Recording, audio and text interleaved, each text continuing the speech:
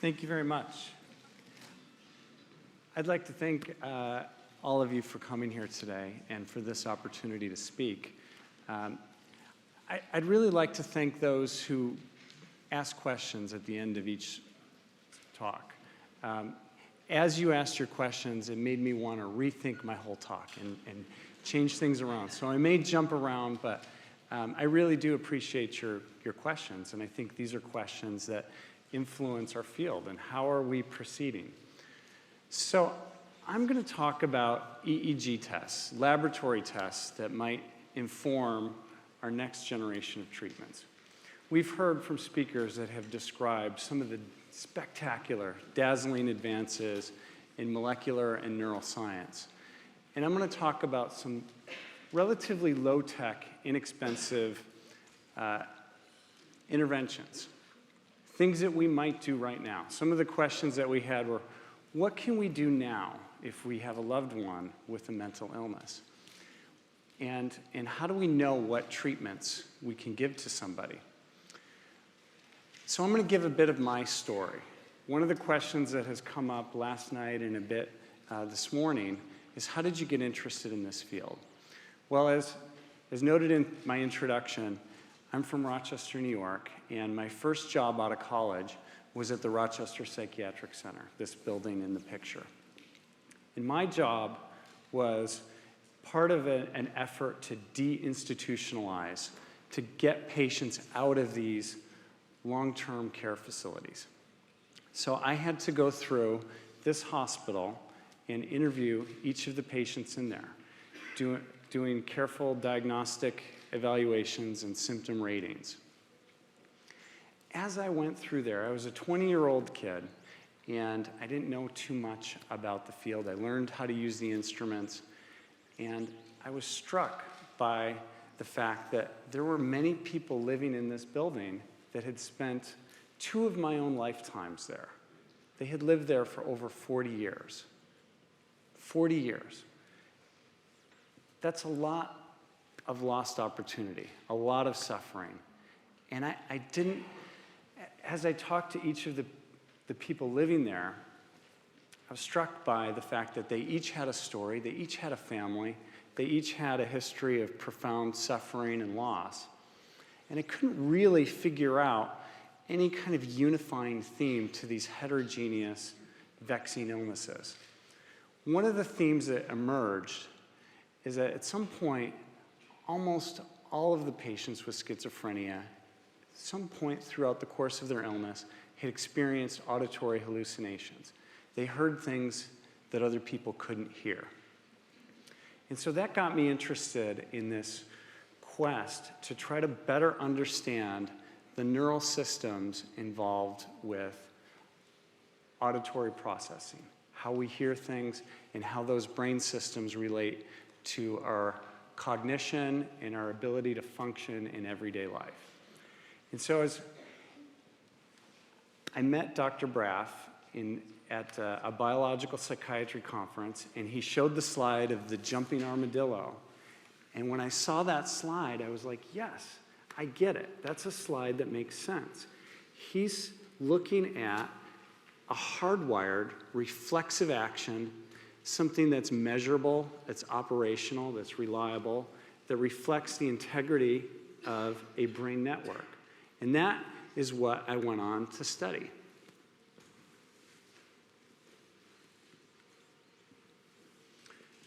So as Dr. Braff mentioned, looking in 2 directions at the same time, looking back at where we've come from and looking forward to where we're going.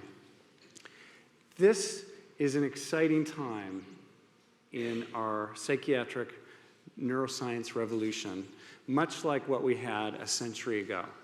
This here is Kraepelin. He's widely considered to be one of the founding fathers of psychiatry. He wrote the first textbook of psychiatry, and he pointed out, sitting here alongside Alzheimer and Nissl, that they could use the tools of neuroscience to understand these complex brain disorders.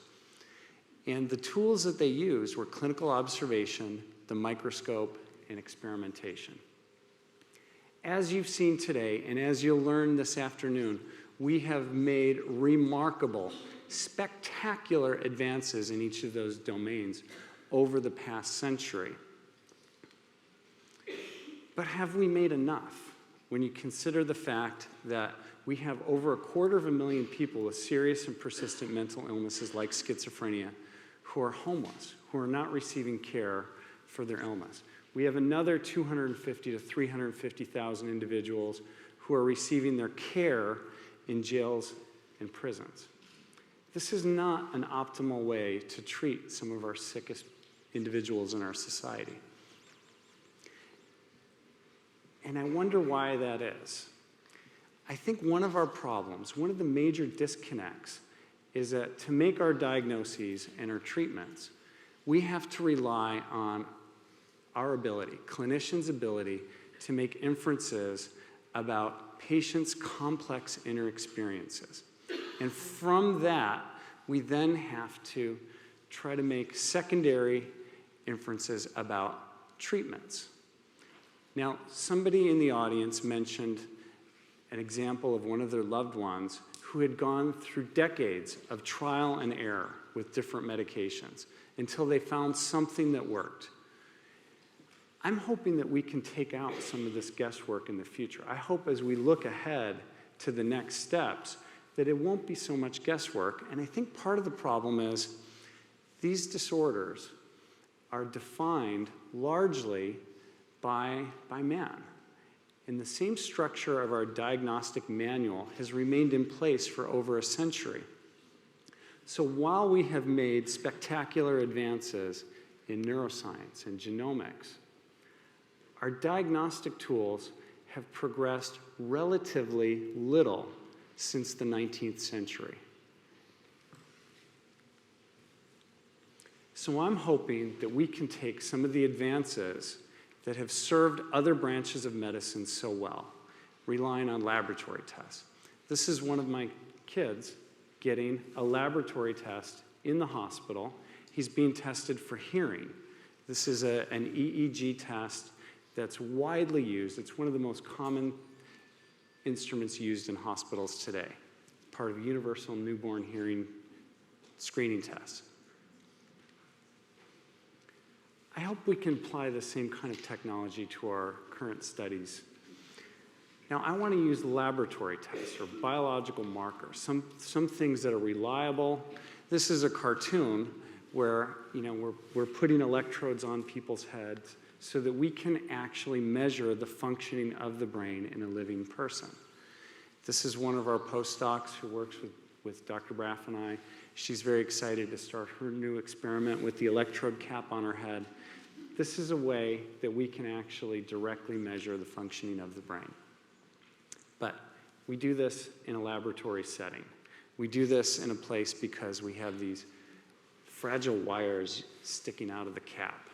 And these wires can break, and these are under very carefully controlled conditions. We have a huge disconnect between our advances in the labs and what actually takes place in real-world settings. And I'm hoping we can break down some of those barriers. So I'm going to talk about one test. Somebody asked a question this morning about genes that are involved in perception and the importance of perceptual functions. One EEG test that the one that I'm going to talk about is called mismatch negativity.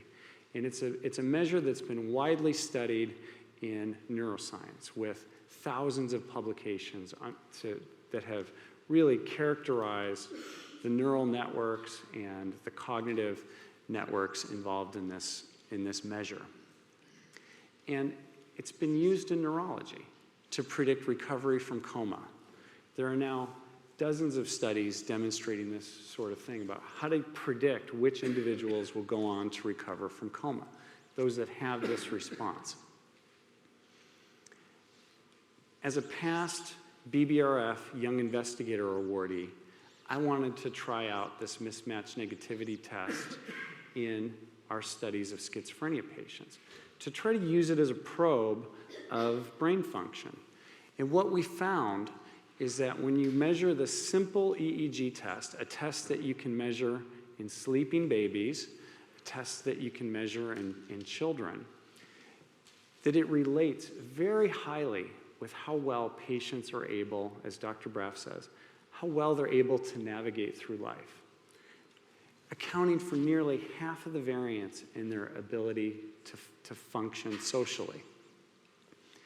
We've also shown in subsequent studies that the same relationship is present in individuals who do not have psychiatric illness. The same measure is related to patients and healthy subjects' ability to perform tests of cognitive functions like attentional tests, working memory tests. It accounts for half of the variance in their symptoms, positive and negative symptoms. And I'll show you some of that data later. This measure is also sensitive to some medications, to some nutritional supplements. It's malleable, it's movable. This is a study that was published in Neuropsychopharmacology in 2008 that shows that if you give a glutamate precursor, that you can actually move this measure. We've also shown that this measure has other advantages in early identification of kids who are at highest risk for psychotic illness. When we have healthy, non-psychiatric comparison subjects, and this is an EEG wave. We measured across the whole head, and this is just taking one site, taking a quick snapshot. And this is the mismatch negativity wave. It's a wave that occurs, that comes on a 20th of a second after a sound is presented. When we look at individuals who have a chronic form of schizophrenia, they have substantial reductions in this wave. When we look at individuals who've had a relatively recent onset of psychotic illness, they also have significant reductions. And then when we look at kids who are at high risk for schizophrenia, they also show reductions. Since this study, there have been many others demonstrating this effect. And importantly, the degree of mismatch negativity impairment in these kids who are at high imminent risk forecasts or predicts the length of time until they go on to develop psychosis. So now, if you rely on those kind of fuzzy clinical interviews alone, and you talk to these kids and their families of high-risk individuals, only about 25% of them will go on to develop psychosis within 3 years. However, if you use this test, it can actually substantially improve that prediction to 65 or even 75%. That's something that's actionable. We can do something with that.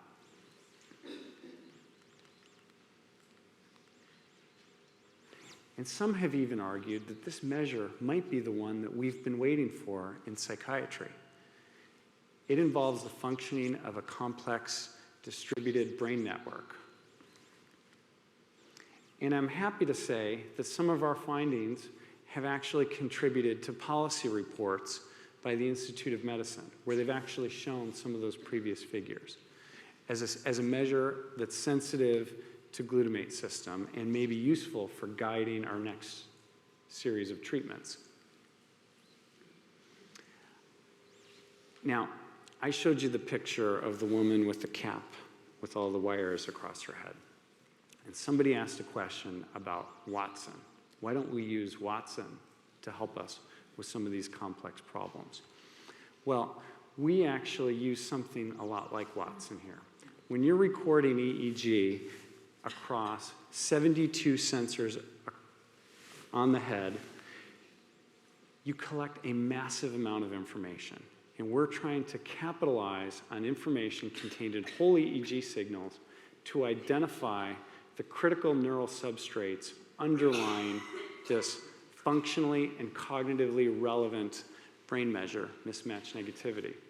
And when we do that, we see that it's a complex network of many sources. And when we look at the functioning of these sources, it's these that show the tightest relationships to symptoms, function, and cognition. Again, accounting for half of the variance. These are massive effect sizes. These are not small. These are real.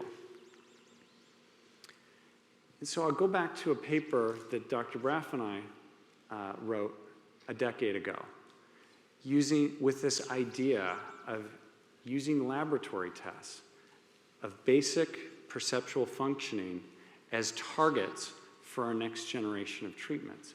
And we actually speculated that maybe we can use these measures to predict response, to guide therapeutic interventions, and even to monitor response.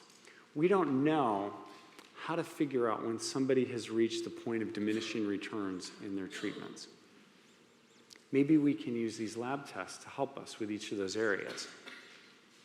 So we've started an exciting new study. And one of the things that we're trying to do is get out of our lab into a real-world treatment center. Somebody asked, what can we do right now? Right now, we need to get out of our labs. We need to try to get treatments that are rationally coupled to laboratory tests. And here we have one. So we've started a study looking at a cognitive training intervention. It's a computerized intervention that's carefully designed to improve the fidelity and accuracy of auditory information processing.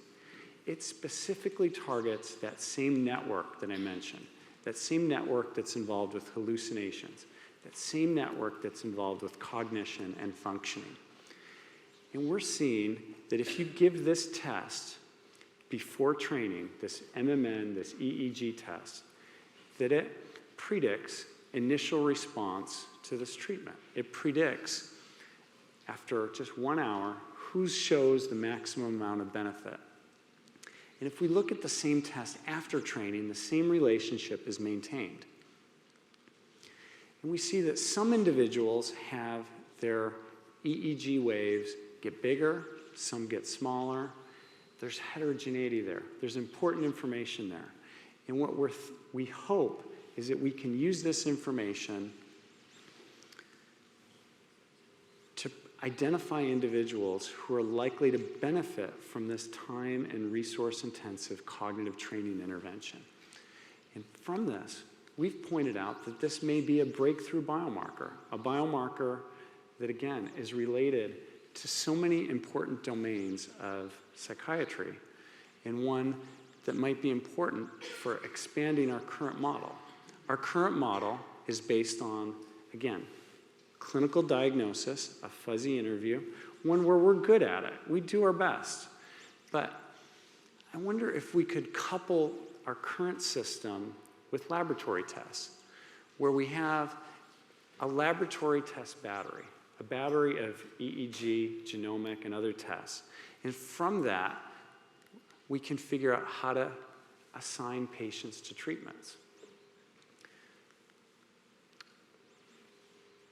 One of the barriers, though, to using these EEG tests is historically they've required that we do them in specialized academic laboratories with investigators on site who have expertise, soundproof rooms. This is data from our consortium on the genetics of schizophrenia. Dr. Braff is the national PI of this important study. And we've now taken it, a simple version of this test, across the country. And we've now validated its use in non-EEG centers. So it's now considered valid. This is individual data. Each of these colored lines is data, and that's about 1,700 individuals, with patients with schizophrenia up here on the top, individuals who do not have any psychiatric illness on the bottom, and you can just see across the 800 individuals here versus here that there are differences. It's visually apparent. It's a big effect size. But again, this is a complex system, and I've been putting electrodes on people for a long time, tested a lot of people, and we need to get out. And so I'm happy to say this is one of my kids. I was so delighted to be able to test him in our own house. If you look closely, you can see he has a little sensor on his head. we've been working with a company that's developing these small sensors where you can actually place it and test it in your home. The sensors cost almost nothing. The device costs almost nothing. And one more thing, we record it all off an iPhone. So we can actually deliver the stimuli, record it all off an iPhone at almost no cost. So this is the kind of thing that we can now scale up. We can do big studies with this. And we get the same kind of information in our studies of schizophrenia patients with this small iPhone delivery system. This is another one of my kids who was tested in our home in our reclining chair, smiling. It's kind of fun. So I will stop here and thank you. We have a lot of important new directions. We think this can scale up, and I thank you and Dr. Braff. I would also like to thank two very important women in my life. One is my wife, Robin, here, and next to my wife, Robin, is Dr. Braff's wife, Sandy Braff. And I want to thank Sandy especially for letting me take so much of Dr. Braff's time over the years. So thank you.